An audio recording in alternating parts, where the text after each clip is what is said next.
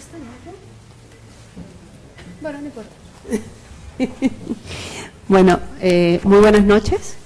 En nombre del Fondo Editorial de la Universidad Católica, les doy la bienvenida a la presentación del libro Los 12 Apóstoles de la Economía Peruana, de Francisco Durán.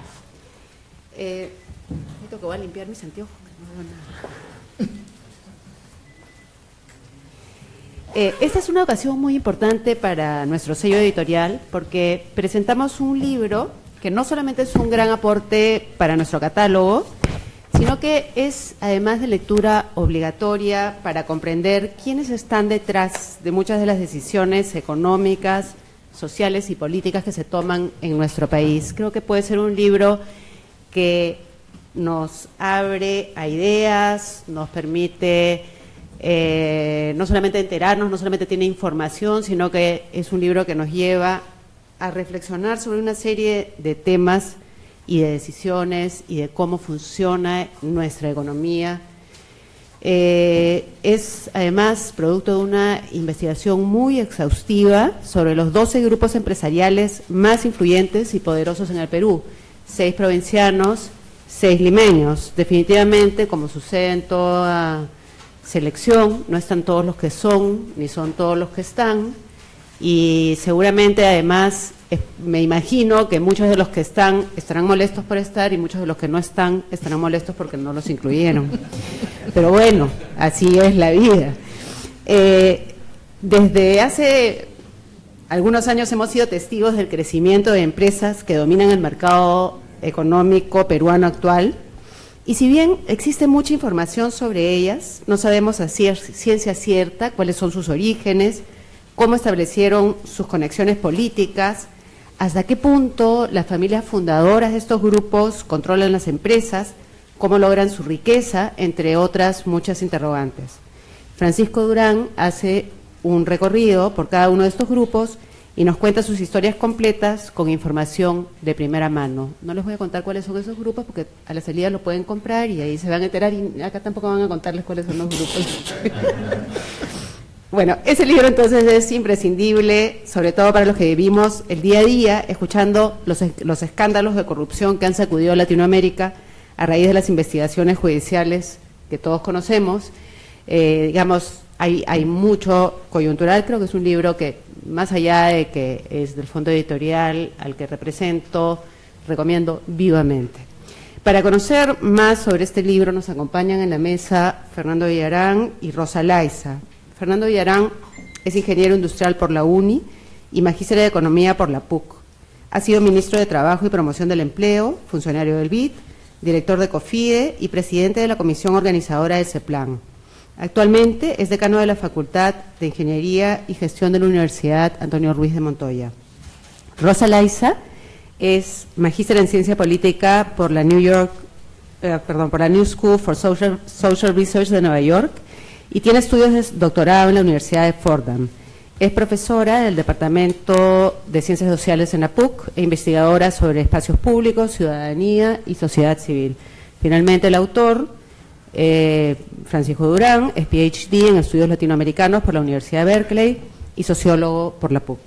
Actualmente es profesor principal y coordinador de la sección de Ciencia Política y Gobierno en nuestra universidad y es autor de libros y artículos en el Perú y en el exterior sobre la proyección de los empresarios a la política. Este año, además, como comentábamos antes de la presentación, ha sido especialmente prolífico. Creo que has publicado 3 libros solo en este año, ¿no? Bueno, nosotros somos los últimos, pero no por eso menos. Cedo la palabra entonces primero a Fernando, luego sigue Rosa y finalmente Francisco, el autor. Gracias. Bueno, buenas noches a todos. Mis primeras palabras son para agradecer la invitación a Paco y a la Universidad Católica. Es muy grato estar acá en esta fiesta del conocimiento, que es la presentación de un libro. Estamos todos en instituciones del conocimiento, como son nuestras universidades. Y debo decir que conozco a Paco desde los 80s. Y hemos estudiado el mismo sujeto, el sector privado, solamente que él lo estudiaba desde arriba y yo desde abajo. Él estudiaba las grandes empresas y yo las pequeñas y las micro. De hecho, Heinz Hauser, que fue el director de la Fundación Ebert, fue el que nos juntó en esa época y publicaba las investigaciones de Paco y mías, y bueno, hemos publicado varios libros por la Fundación Ebert. Por ahí, no sé, debe estar en Alemania en algún lugar, pero lo quería mencionar. Bueno, el libro, por supuesto, es excelente, es un gran aporte a la comprensión de la sociedad peruana, como ha dicho Patricia. Es bastante entretenido, fácil de leer, ¿no? Tratándose de un tema que podría ser un poco denso, ¿no?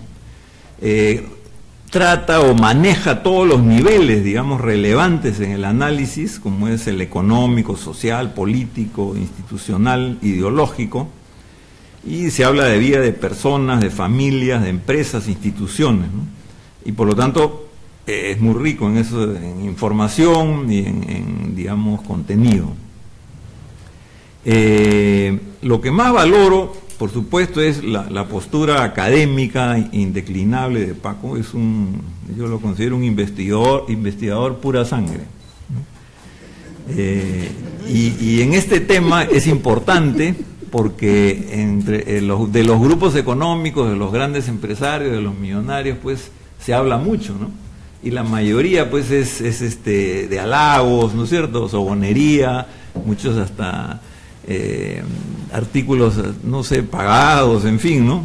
Y también tenemos el otro extremo, que es la crítica más ideológica, ¿no?, que son perversos, etcétera, etcétera. Entonces es difícil tener una imagen real, pero acá la tenemos, o sea, aquí está en blanco y negro, y la propone Paco, justamente al tener una visión científica, académica, equilibrada, digamos, ¿no? Y eso es muy valioso y yo lo felicito por ello.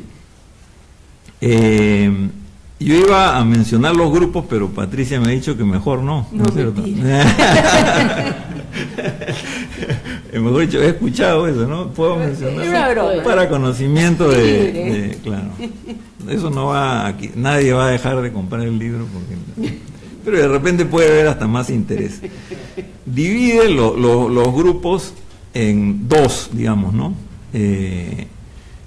Los limeños, que son Romero, Breccia, Rodríguez Pastor, Benavides, Graña y Montero, y Ferreiros, que son los limeños establecidos. Los provincianos emergentes son Rodríguez Banda, que es pues Gloria, Añaños, Dyer de Pucallpa, bueno, Rodríguez Banda es de Arequipa, Añaños de Ayacucho, Dyer ya dije, de Pucallpa, Acuña de Cajamarca y Flores de Huancavelica. Este libro tiene una primera parte más teórica y después el grueso, la segunda parte es, digamos, el análisis de cada uno de los grupos y al final algunas conclusiones y reflexiones. Y yo, por supuesto, lo que quiero hacer es presentar algunas características distintivas de estos grupos de poder, expuestas por Paco, pero organizadas un poco según mi criterio para meter un poco de ají, un poco y salsa a la discusión, aunque todavía esta parte es un poco más descriptiva. A ver, yo digo lo siguiente: todos los grupos empezaron desde muy pequeños, ¿no? Modestos, ¿no? Aún los más grandes. Romero vendía sombreros de paja, Breccia trabajaba de ayudante en una casa comercial del Callao, Rodríguez Pastor fue empleado de un banco en Estados Unidos, ¿no? Por eso a veces a mí me sorprende esa idea de que hay una cierta desprecio por lo pequeño, ¿no? En algunos círculos, ¿no? O sea, que lo pequeño no tiene importancia, que bueno, ellos surgieron así, desde muy abajo. En la segunda y la tercera generación es donde se da el gran salto, digamos, ¿no? Y esta segunda o tercera han asistido a buenas universidades. Esta es otra cosa absolutamente común, ¿no? Tanto de los grupos limeños como de los provincianos. Y la mayoría de esas universidades extranjeras, Estados Unidos y Europa, Stanford, en fin, las mejores universidades. Todos aprovecharon las oportunidades que se les presentó en la sociedad peruana. Eso es una cosa característica. Y las tres grandes oportunidades fueron las reformas de Velasco, la revolución de Velasco, la hiperinflación y el caos de García, ¿no? Y las reformas ya, en este caso, digamos, económicas de Fujimori, ¿no? Mientras todos se huían o estaban desconcertados frente a estas reformas, ellos mantuvieron la cabeza fría y aprovecharon estas oportunidades. Los Romero les quitaron las tierras, pero usaron los bonos para meterse a la industria, ¿no es cierto? En el caso de Rodríguez Pastor, aprovechó las privatizaciones, ¿no es cierto?, en la época de Fujimori.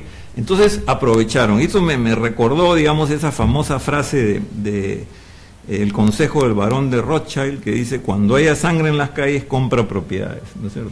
O sea, ellos aprovecharon fueron verdaderos, digamos, terremotos, ¿no es cierto?, políticos y sociales, y a diferencia de los otros, o sea, habían terratenientes y gente de la oligarquía muy poderosa en ese tiempo, antes de la reforma agraria, ya no existen, y sin embargo ellos mantuvieron ese poder. Su objetivo es acumular la mayor cantidad de riqueza, ganancia, ¿no? En ese sentido son bastante ortodoxos según la economía, ¿no? Maximizadores de ganancia. Tienen olfato para hacer buenos negocios, son efectivos y eficientes, ¿no? Que no es poco, ¿no?, decir, en un país bastante desorganizado, caótico, ¿no es cierto?, improvisado, ¿no?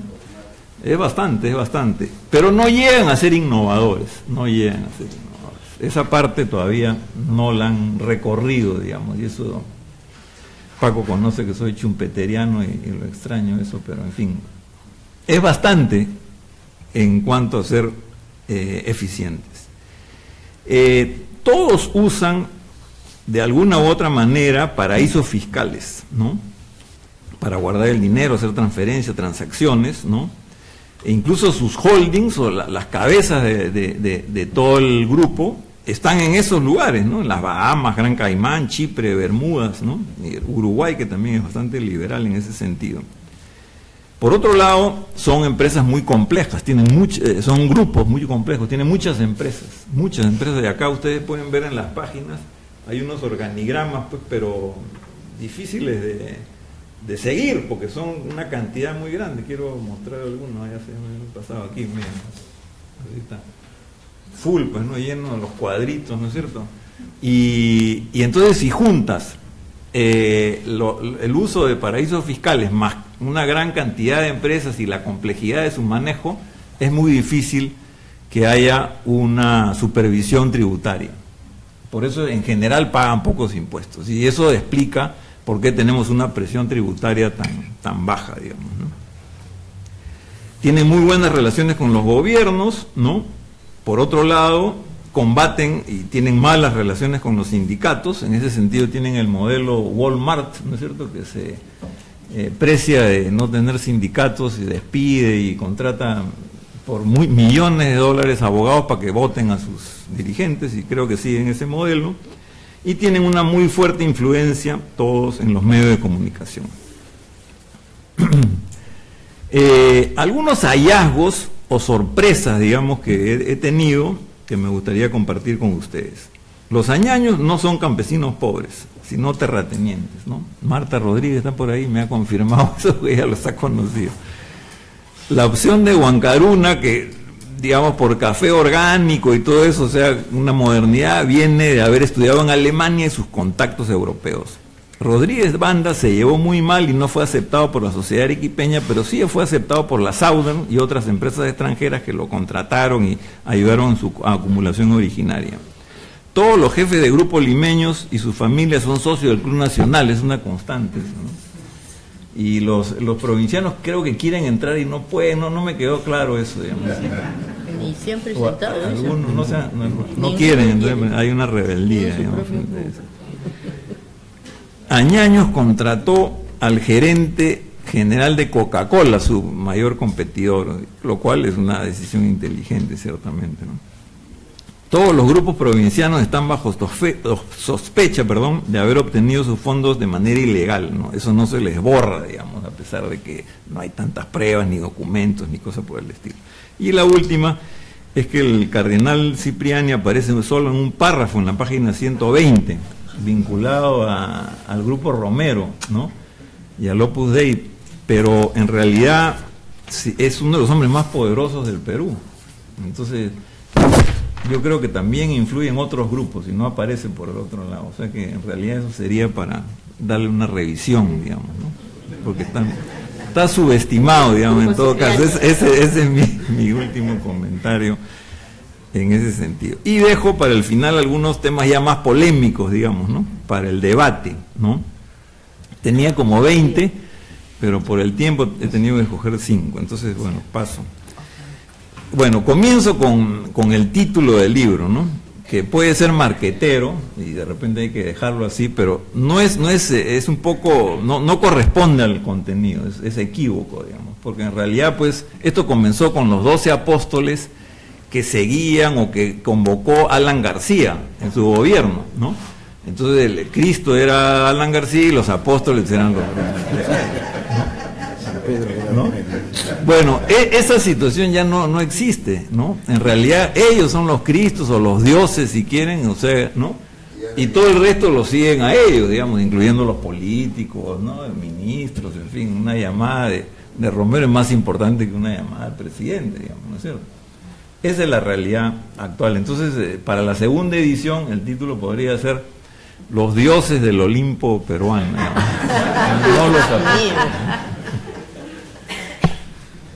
Bueno, otro tema es, digamos, yo considero que el mayor contrabando de la ideología neoliberal no es tanto digamos, este levantamiento o ensalzamiento del emprendedor, ¿no? Que yo creo que hay una parte de eso, me parece que, digamos, yo no veo nada malo en que la gente quiera hacer empresas, en fin, ¿no? El verdadero contrabando ideológico del neoliberalismo es decir que pensar y transmitir la idea de que solo el sector privado y el mercado pueden desarrollar al país, sin Estado, sin sindicatos, sin sociedad civil. Es como la propuesta de una sociedad unidimensional, ¿no? El dinero y la ganancia. Entonces, bueno, eso es.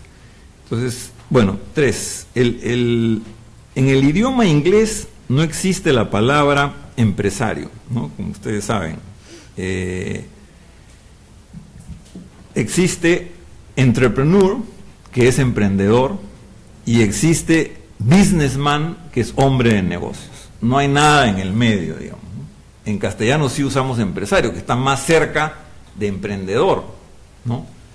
Pero en realidad la mayoría y casi todos los grupos económicos y los que participan ahí son hombres de negocios. En realidad es casi una exageración decirles de empresarios. Claro, va a ser muy difícil cambiar el lenguaje, ¿no es cierto? Pero yo personalmente, como académico, ya les he quitado el título de empresario y le digo hombres de negocios. Por eso, al hablar de la república empresarial, yo hablaría la república de los negocios, ¿no? República de los negociantes puede ser un poco peyorativo, digamos, pero república de los negocios. Y es justo, porque lo que necesitamos es emprendedores chumpeterianos que innoven, ¿no es cierto? No tenemos ningún Bill Gates o Henry Ford o Larry Page o Steve Jobs o, digamos, cualquiera de ellos, ¿no? Sin ir muy lejos ya, para no hablar solamente de Estados Unidos, a Mancio Ortega, digamos, de Zara, que es el segundo más rico del mundo, ¿no es cierto?, que ha hecho una excelente empresa en un sector tradicional, ¿no? Nosotros podríamos tener algún empresario textil, pero el único que tenemos es Flores, que está bastante lejos de Amancio, porque Amancio trata muy bien a sus trabajadores, ¿no? Y no es el caso de Flores. Bueno,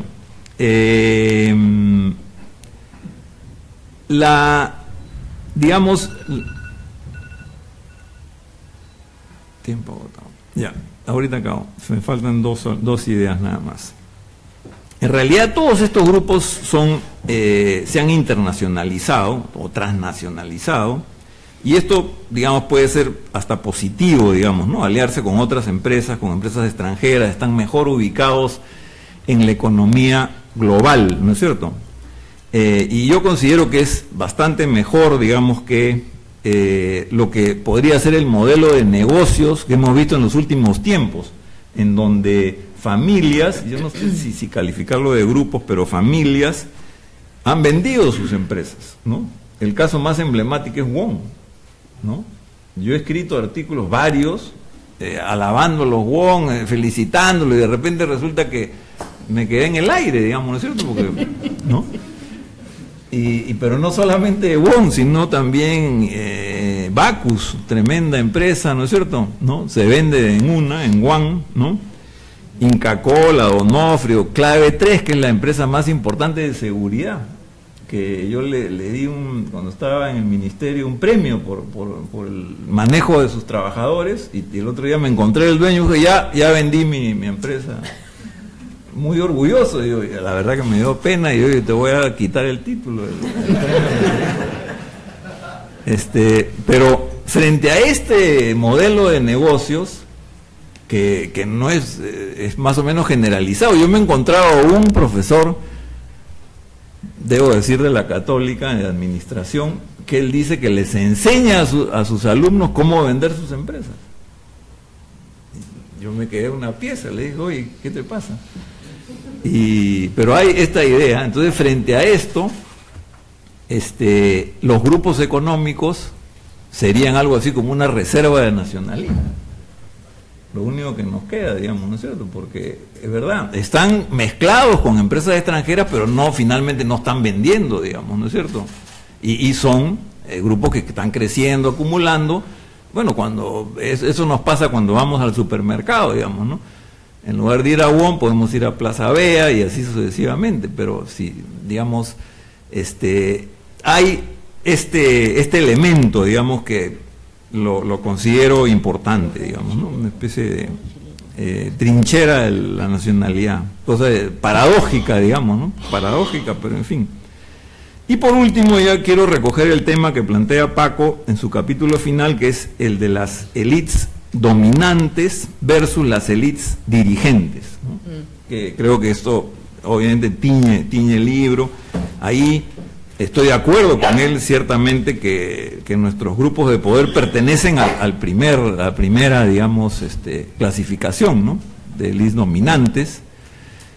Pero si comparamos esto, que, digamos, ellos van a hacerse más fuertes, ¿no? Y tomamos en cuenta lo que acabo de decir de esta especie de reserva nacional, nos queda aspirar a que transiten este camino de élite dominante a élite dirigente.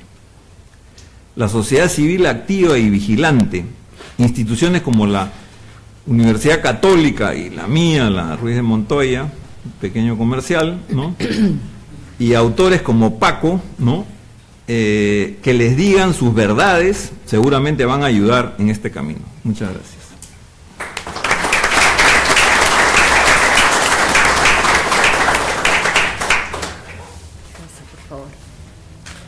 Bien, buenas noches.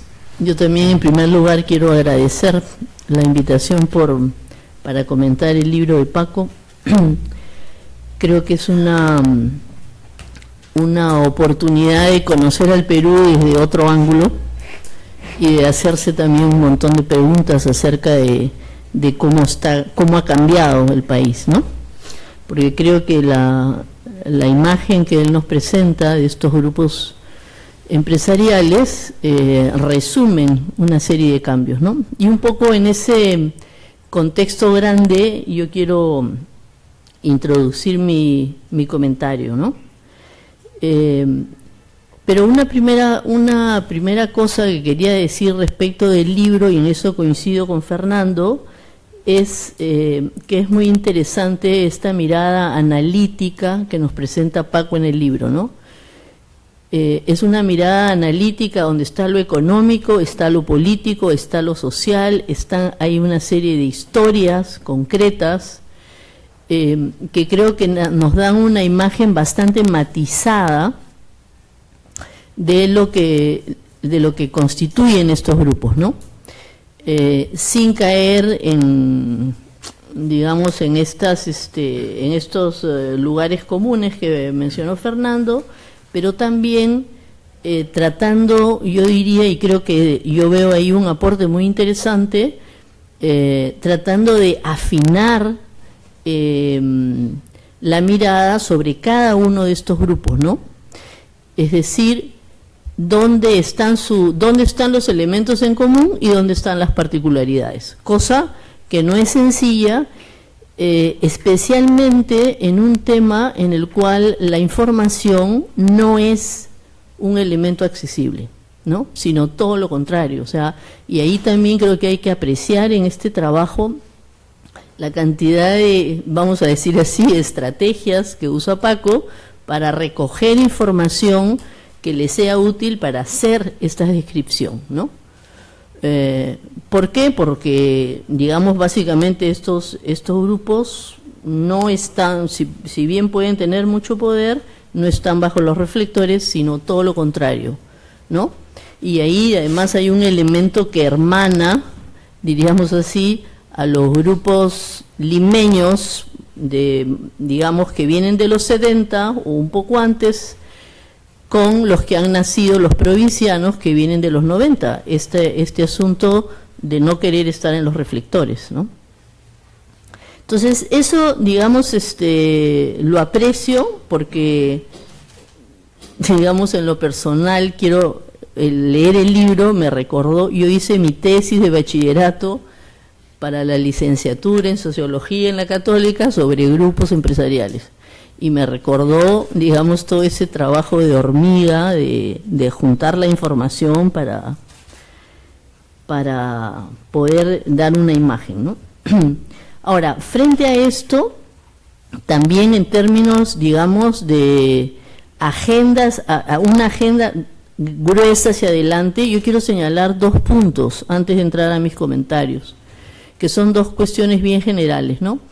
Y que yo extraño en el libro, pero no digo que necesariamente la tenga que hacer Paco, porque pienso que ahí hay más un trabajo quizá incluso interdisciplinar, ¿no? Multidisciplinar, que es tener una idea más clara de el peso económico de estos grupos. O sea, uno ve el número de empresas, el accionariado, en fin, hay muchos cuadros que te informan de esto, pero en el conjunto del país yo no me puedo dar cuenta de cuál es, ¿no?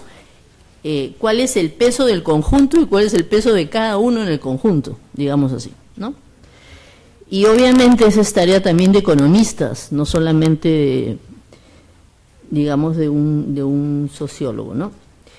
Ese es un punto. Y el otro punto que también yo encuentro como agenda hacia adelante, justamente a partir del trabajo de Paco, y quizá eso sí está más en su cancha, aunque también puede intervenir, obviamente otra gente puede entrar, y quizá lo digo más desde el lado donde comparto con Paco la disciplina, ¿no? Que es la política, ¿no?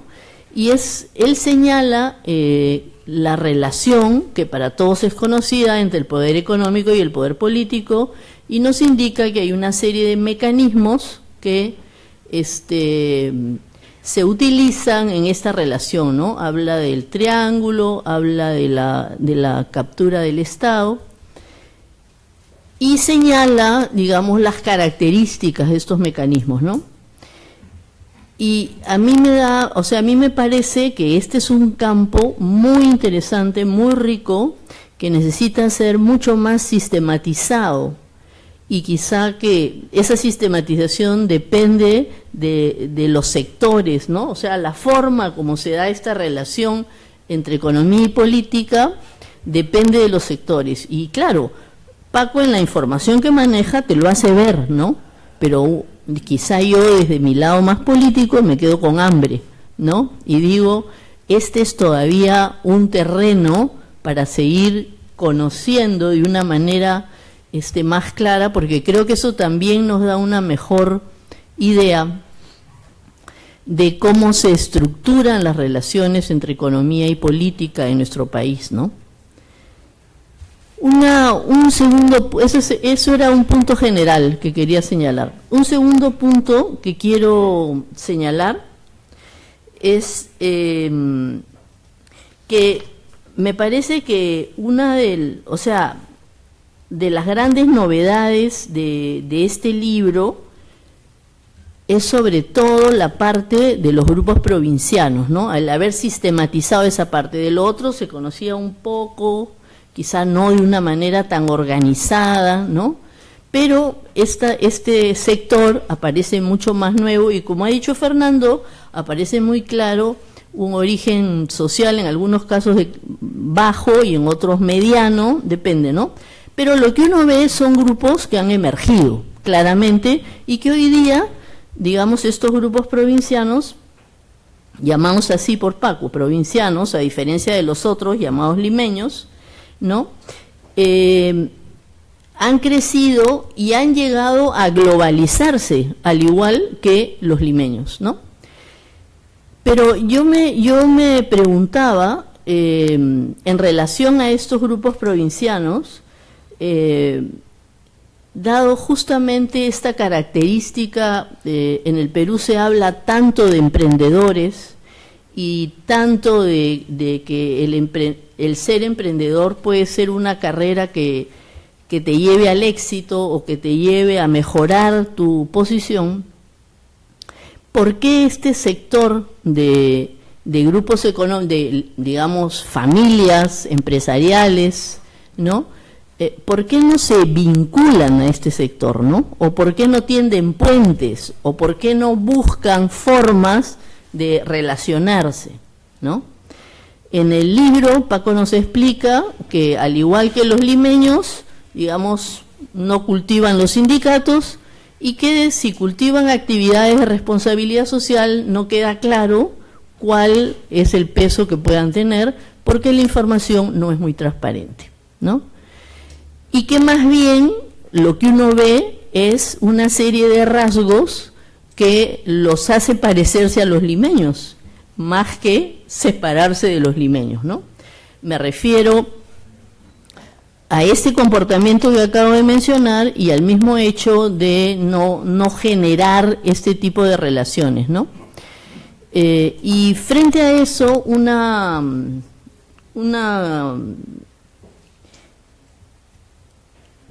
digamos, una reflexión que yo me hacía era que si de repente para estos grupos hay una dificultad de tender puentes con estos otros sectores, aunque Paco narra una experiencia concreta de un grupo, una iniciativa de una especie de encuentro de familias empresariales, pero es solo una iniciativa, ¿no? Entonces, yo me preguntaba si no es que la informalidad está vista por estos mismos grupos como algo negativo, ¿no? Los ilegales que no cumplen la ley, o en una forma, digamos así, satanizada, por decirlo de alguna manera, ¿no? De hecho, en la encuesta de Proética que ha salido estos días, se pregunta a la gente por los informales y la informalidad, y hay una referencia muy negativa, ¿no? El 84% ve la informalidad negativamente y la asocia a la corrupción, ¿no?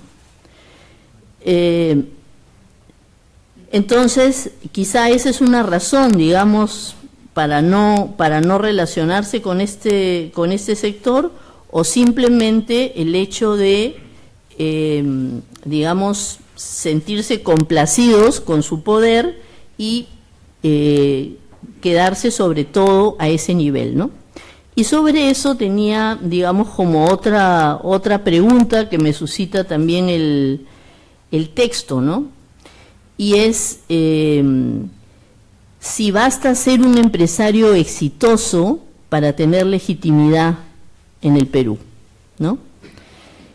Y justamente lo pregunto por lo que acabo de reflexionar ahorita, ¿no? Porque básicamente, digamos, lo que nos muestra Paco en el libro es que estos grupos, y sobre todo estoy refiriéndome a los provincianos, logran este éxito y no buscan otros terrenos de intervención, sino básicamente su actividad empresarial, ¿no?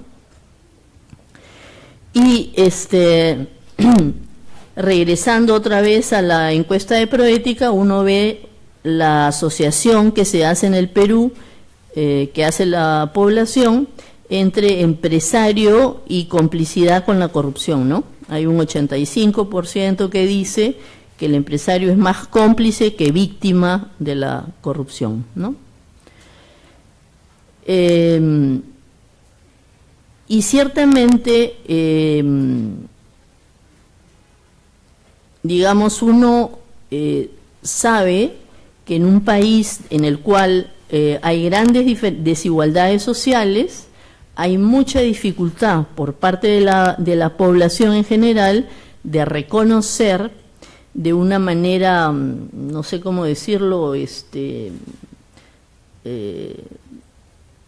una manera positiva, ¿no?, el hecho de que existan grupos que han venido de abajo o de un sector medio y hayan triunfado, ¿no? Eso muchas veces se ve más bien con envidia o se piensa, bueno, ¿qué formas habrán tenido para haber llegado ahí, ¿no?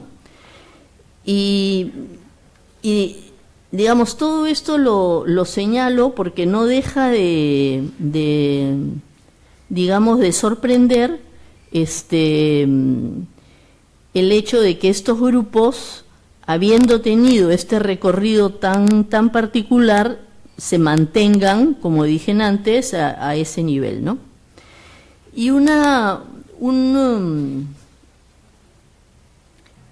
comentario en relación a eso y a lo que Paco también se pregunta al final del texto, sobre que decía Fernando sobre si clase dirigente o qué, pensando si cuando uno mira a un grupo de poder económico está viendo a una clase dirigente, creo que, o sea, claramente en el libro se nos contesta que no, pero creo que eso también lleva a pensar que nosotros como académicos tenemos que dejar ese tipo de visiones también, ¿no?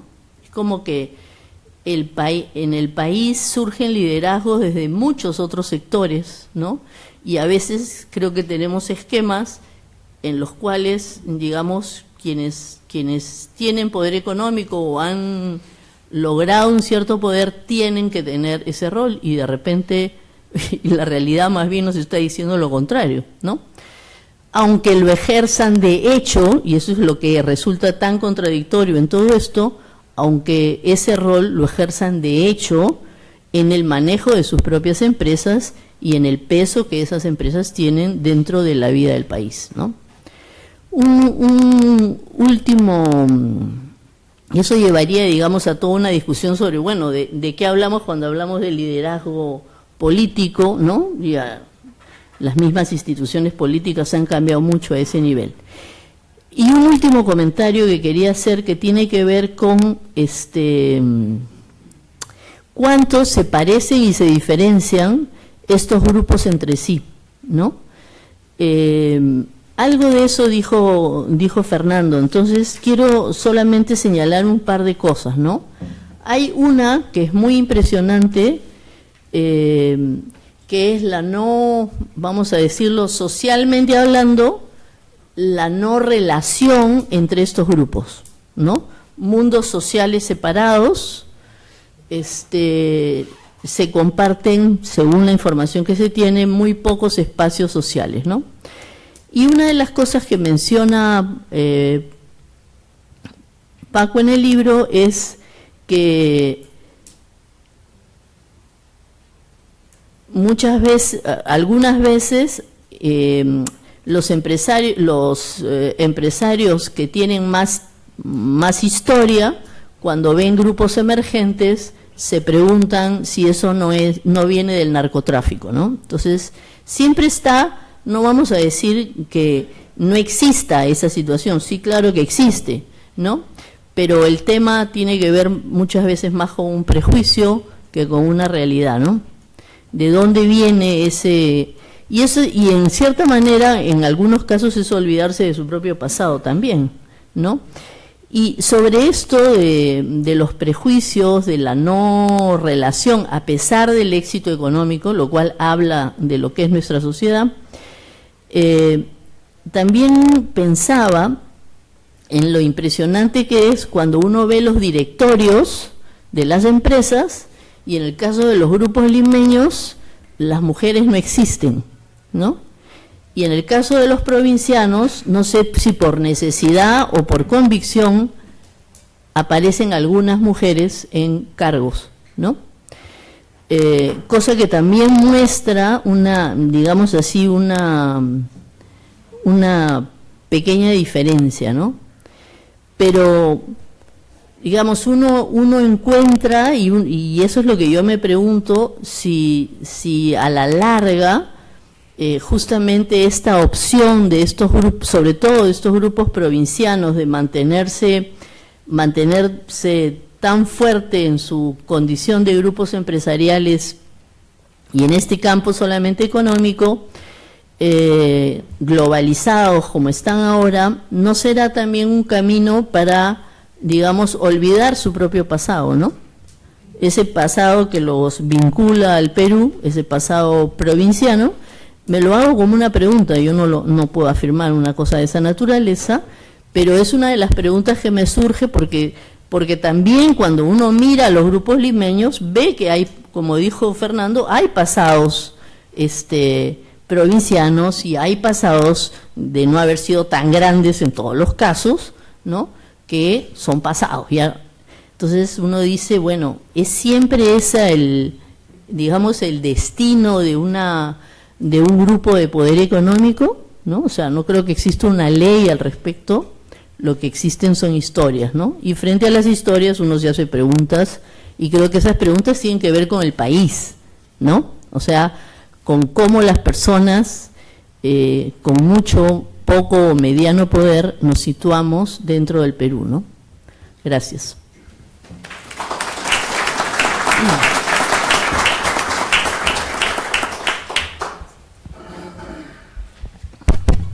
Quisiera empezar agradeciendo a Patricia Arévalo del Fondo Editorial y a la universidad por los esfuerzos que viene realizando de un tiempo a esta parte para apoyar concursos de investigación. Yo gané uno de los concursos y tenía la obligación de presentar el libro al Fondo Editorial, y me alegro de que hayan tomado la decisión de publicarlo con mucho empeño y con mucho trabajo.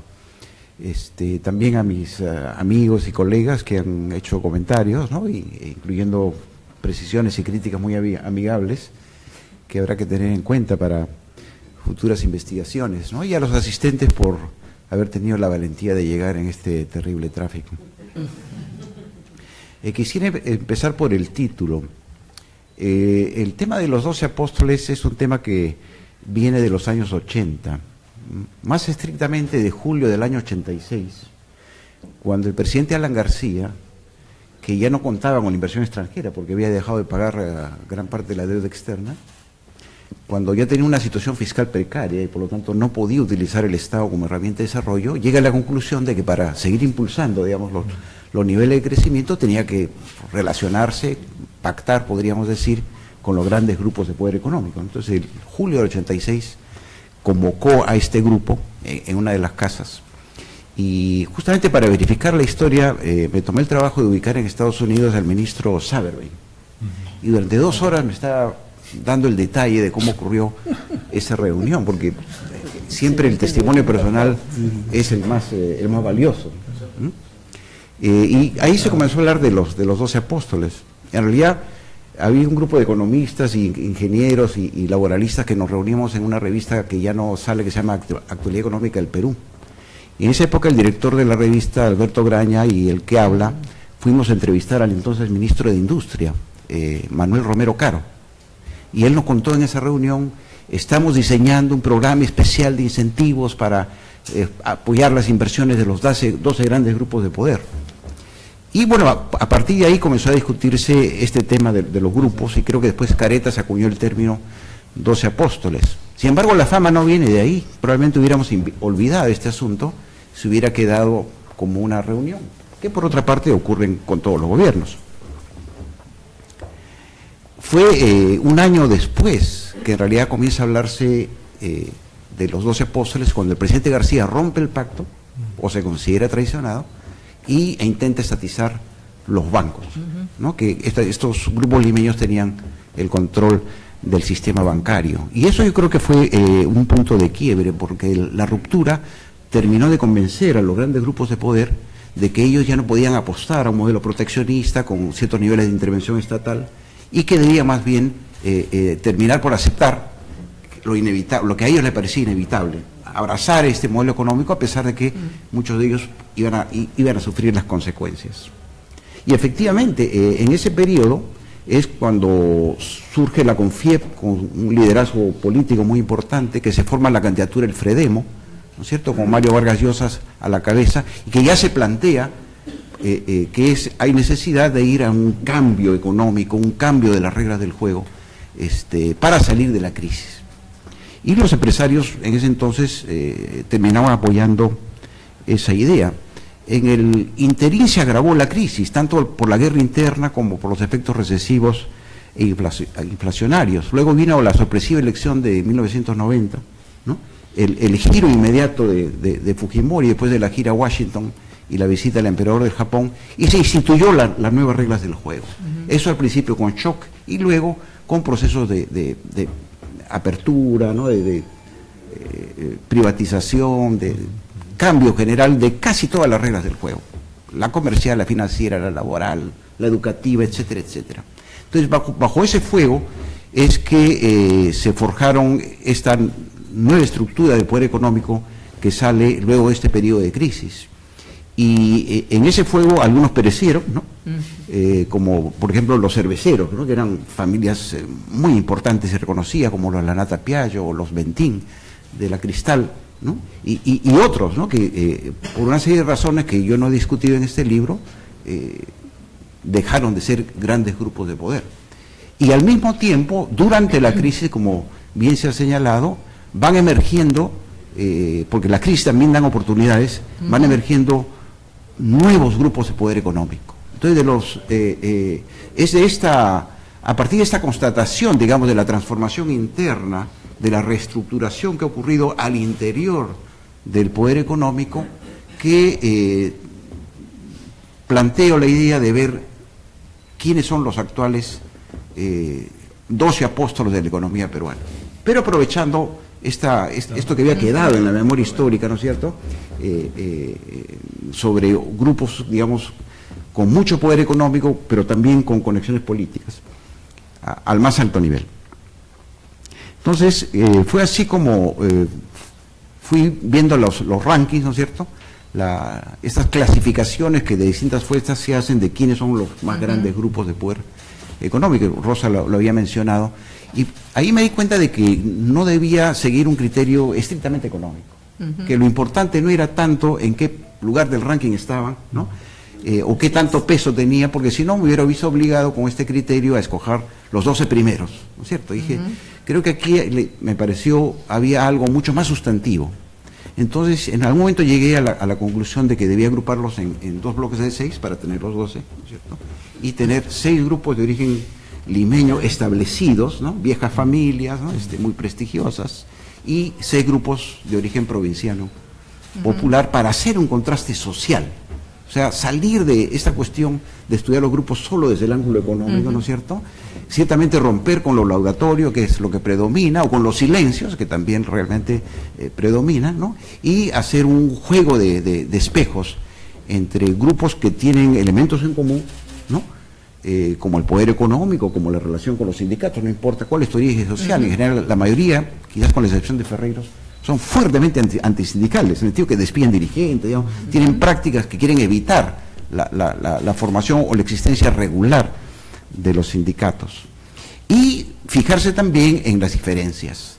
Entonces, en cuanto a las diferencias, que es la base del análisis comparativo, se nota evidentemente que las cuestiones de origen geográfico y social marcan una separación. Por lo tanto, llegué a la conclusión de que las divisiones internas entre el sector empresarial no son solo de origen económico. Recuerdo que una vez al presidente de la Asociación de Industria le pregunté cuáles son las fracturas internas, y me dijo tamaño. Le dije el sector, el origen del capital, no, me dijo eso desapareció, eso de los años 80 o de los años 70. Hoy, ¿no?, las divisiones son de tamaño. Bueno, de tamaño, entre grandes y el resto, digamos, ¿no? Yo he llegado a la conclusión, luego de la investigación, tenía una cierta idea, ¿no? una intuición, digamos, de que esta fractura o esta separación, esta división es una comprobación importante y que probablemente tiene también una serie de consecuencias. Económicas, ciertamente, porque la separación impide hacer negocios conjuntos y establecer nexos comunes, ¿no? Y también política, porque los grupos pueden tener expresiones o apuestas políticas diferentes. Entonces fue así como terminé conformando este análisis comparativo. Un tema interesante que ha sido señalado en los comentarios es, y que me han hecho preguntas varios periodistas al respecto, es ¿qué va a pasar mañana? ¿Qué veo yo como tendencias en cuanto al futuro de estos grupos de poder económico nacionales? Y me preguntaron si yo consideraba que los grupos limeños o los grupos provincianos iban a tener mayores posibilidades de predominar más adelante. Y yo contesté lo siguiente: primero, que hay que tener en cuenta que los grupos limeños son muy transnacionalizados en todo sentido. En parte transnacionalizados no solo porque operan afuera, sino por el hecho de que ellos operan en bolsa más que los provincianos, y parte de sus acciones en el mercado se ofrecen, y por lo tanto hay un proceso de compras, ¿no es cierto?, por parte de AFPs, en su mayoría capital extranjera, o de bancos del exterior, ¿no es cierto?, de acciones, de paquetes accionarios. Y yo ahí veía una vulnerabilidad, que estos grupos han crecido y tienen mayor importancia, pero cada vez un porcentaje mayor de su capital está en manos del capital extranjero. Y justamente cuando estaba terminando el libro apareció el caso Graña y Montero en la discusión, y yo verifiqué las cifras, y entre que había terminado la investigación y el momento en que apareció la noticia, volví a verificar los datos, ¿no?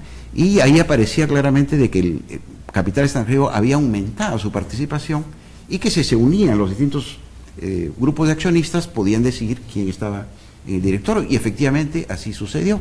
Entonces salió el señor José Graña Miro Quesada, el grupo Graña y Montero, en medio del escándalo de Brecht, y entró alguien nombrado por este bloque de accionistas. Entonces ahí hay un factor, digamos, que la globalización tiene ventajas, pero también tiene grandes riesgos. Alguna vez hablé con el presidente de un banco que me dijo, y que también era un grupo industrial grande, me dijo: mira, acá o te compran o te quiebran, y a mí ni me van a comprar ni me van a quebrar. Al año siguiente vendió. Esto también tiene que ver con el proceso que estamos viendo. Entonces, más allá de que los grupos provincianos que son aversos a vender acciones en la bolsa de valores, ¿no?, y que se aferran a mantener esto como una forma de capitalismo familiar, por eso también entrenan a las mujeres, porque se dan cuenta que tienen que incorporarlas, digamos, al proceso de toma de decisiones, para que de ese pool mayor, ¿no?, de futuros dirigentes puedan ellos asegurar la sucesión, digamos, y que esto siga en manos de la familia, ¿no? Como había señalado Rosa, por eso han formado lo que se llama la AEF, la Asociación de Empresarios Familiares, ¿no? En algún momento les habíamos pedido asistir a su congreso, pero nos dijeron amablemente que no éramos socios, ¿no? Entonces parece que para ser socio de este gremio, ¿no?, a diferencia de la CONFIEP o del IPAE, hay que tener ciertos requisitos que yo efectivamente no cumplía. Entonces, probablemente si hiciéramos esta pregunta, daría la impresión que lo más probable es que los grupos provincianos tiendan a predominar más porque son menos vulnerables a estos procesos, pero eso es algo que es complejo decir, y cada caso es individual, y las causas de defunción como de nacimiento de los grandes grupos son siempre objeto de estudios muy específicos. Sin embargo, elevando la mirada, creo que hay que darse cuenta, si uno ve las tablas de los rankings, digamos, ¿no?, y las tendencias actuales, que lo que está predominando en el Perú no es ni los grupos limeños ni los grupos provincianos, sino el capital extranjero. Entonces hay un proceso de transnacionalización de la economía que está en curso. En ese sentido habría que preguntarse si seguimos con la política de competencia entre todos, sin ningún tipo de apoyos, a pesar de que hay diferencias tecnológicas, organizativas, innovativas, ¿no es cierto?, entre los grupos, que van a terminar mermando, digamos, el factor nacional si estas tendencias continúan, o si quizás como otros países, como fue Brasil, digamos, tengamos políticas específicas de apoyo, ¿no? Espero que transparentes, para poder promover o apoyar o desarrollar a esta reserva de capital nacional. Entonces, creo que eso es una realidad y habría que seguir a futuro cuáles son las tendencias. Y finalmente, ya para hacer un último comentario e insistir en algo que tanto lo ha mencionado Fernando como lo ha dicho Rosa, hay la cuestión de la responsabilidad de quienes tienen grandes riquezas frente al país que les ha permitido esos niveles de acumulación. ¿Deberían preocuparse por el país? Aparte de los negocios, del empleo, de las inversiones, de los contratos, deberían considerar temas como la migración, la inflación, la descentralización. Yo creo que sí, porque de no hacerlo pueden quedar en algún momento aislados, y como existe una separación, esa falta de unión puede en algún momento futuro generar, exacto, no solo una vulnerabilidad económica que ya hemos comentado, sino una vulnerabilidad de tipo social y político. Y si uno ve la historia peruana y la historia latinoamericana, encuentra de vez en cuando grandes terremotos o tsunamis, como prefieran, ¿cierto?, que sacuden las estructuras de poder económico y generan cambios radicales, ¿no? Entonces ahí hay un tema, justamente por eso yo planteaba o me hacía la pregunta si había o no fusión de las élites. Ahora, hay que tomar el tema con calma, porque generalmente si uno ve los Romero en el momento en que eran españoles, inmigrantes, los Brescia, la tendencia generalmente es la de casarse entre ellos, ¿no? Escojo a alguien como yo, ¿no? Pero la segunda generación, que ya tiene probablemente otras oportunidades educativas, mayor exposición a la riqueza, más conocimiento de cómo se hacen los negocios, cómo funciona la política, probablemente ocurra la fusión. Sin embargo, aún así yo pienso que el tema es relevante en la medida en que, por ejemplo, los Romero, los Brescia, ¿no es cierto? Romero, el Calixto Romero se casa con una española, ¿no? Por encargo, se va a España y se casa. Y Fortunato Brescia se casó con una caferata, o sea, una miembro de la comunidad de inmigrantes italianos. Pero para la segunda generación ya estaban entrando al Club Nacional, eran reconocidos como grandes empresarios, ¿no? Entonces, yo creo que si estas divisiones o separaciones continúan en el futuro, por las razones que fueren, de repente no se va a dar esta integración. Y es un asunto que podría convenirles. Justamente antes de venir, estaba leyendo un libro sobre la historia de la City de Londres, ¿no? Y me llamó la atención que, a pesar de que ahí hay competencias entre bancos, empresas de seguro, distintos intereses, ¿no?, a nivel global ciertamente, el lema de la City es: si nos dividimos, perdemos, ¿no? Y creo que refleja, digamos, a otro nivel, con otra experiencia histórica, un nivel de conciencia de que es mejor coordinar, estar juntos, juntarse, que mantenerse separados. Entonces veremos a futuro cómo evoluciona este factor, pero eso, en fin, ya es tema de otras investigaciones. Gracias.